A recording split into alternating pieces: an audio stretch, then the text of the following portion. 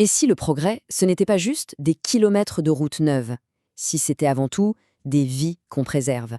C'est justement l'histoire incroyable que nous raconte un chantier à Djibouti.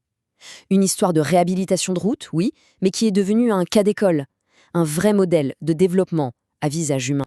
Voilà, on est en plein cœur de Djibouti-Ville. Et là, la rue, c'est bien plus qu'un simple passage.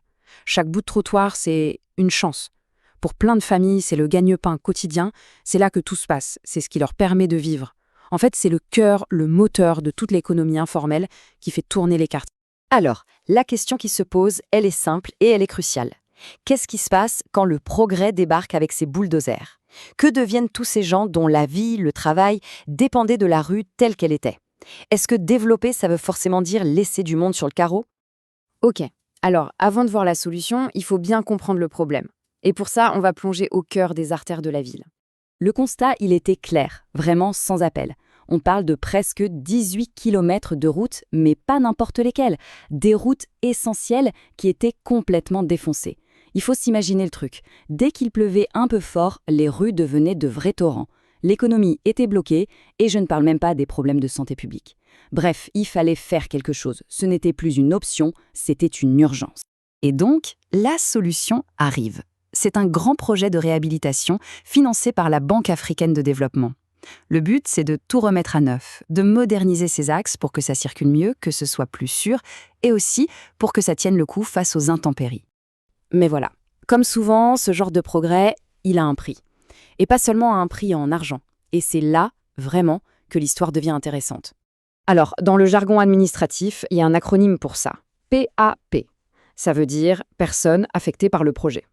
C'est un peu technique, un peu froid comme terme, mais derrière ces 3 lettres, il y a des réalités très concrètes. Un marchand, une vendeuse, une famille, dont le petit commerce se trouve pile sur le chemin des travaux. Et le premier décompte tombe.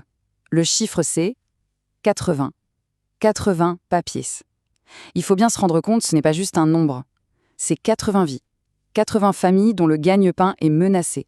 Là, directement sur le tracé du chantier. Et si on creuse un peu, on voit un détail qui change tout.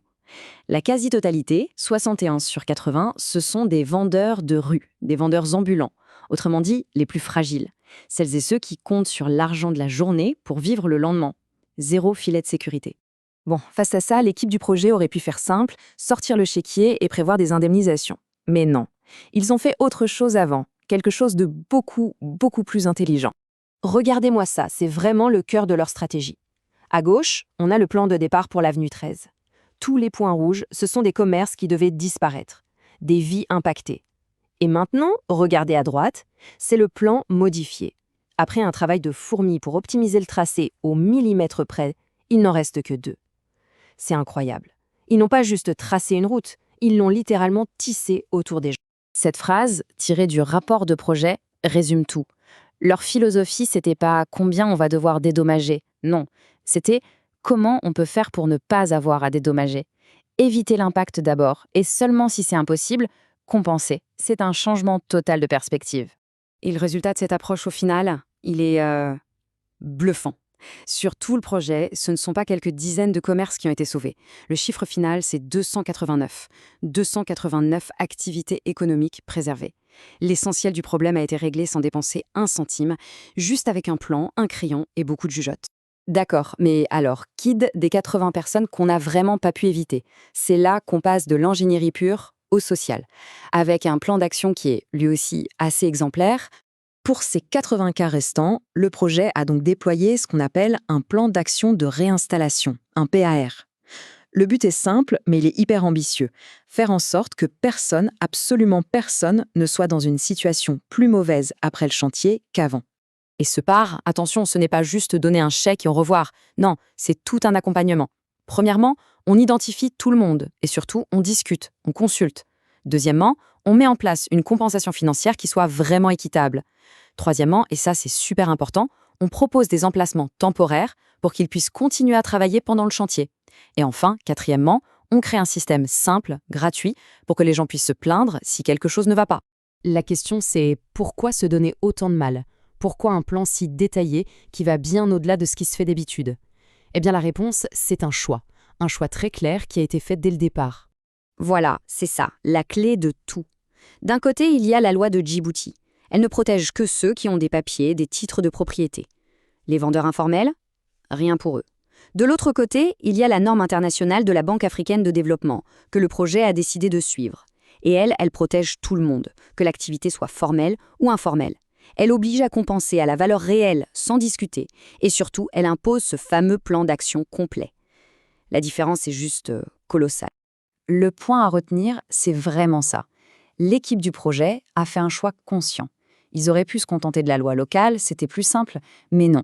Ils ont choisi d'appliquer la norme internationale. Plus compliquée, plus exigeante, oui, mais tellement plus juste. L'idée, c'était de ne laisser personne sur le bord du chemin. Tout ça, c'est bien beau. C'est impressionnant, mais ça a dû coûter une fortune, non? Cette approche humaine, quel est son prix? Allez, on regarde les chiffres. Alors voilà le coût total. Le budget pour compenser, relocaliser, accompagner les 80 personnes jusqu'au bout, 68 209 $. Gardez bien ce chiffre en tête.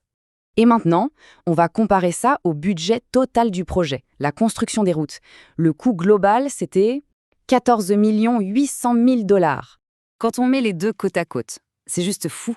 Tout le budget pour s'occuper des gens, pour s'assurer que personne ne perde tout, ça représente moins de 0,5% du budget total. Moins d'un demi%. C'est une somme dérisoire en fait.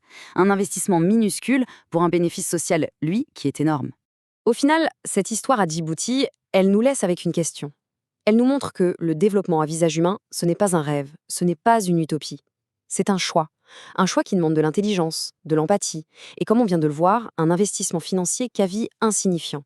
Donc, la vraie question, ce n'est pas « est-ce qu'on a les moyens de le faire ?», mais plutôt « est-ce qu'on a vraiment les moyens de s'en passer ?»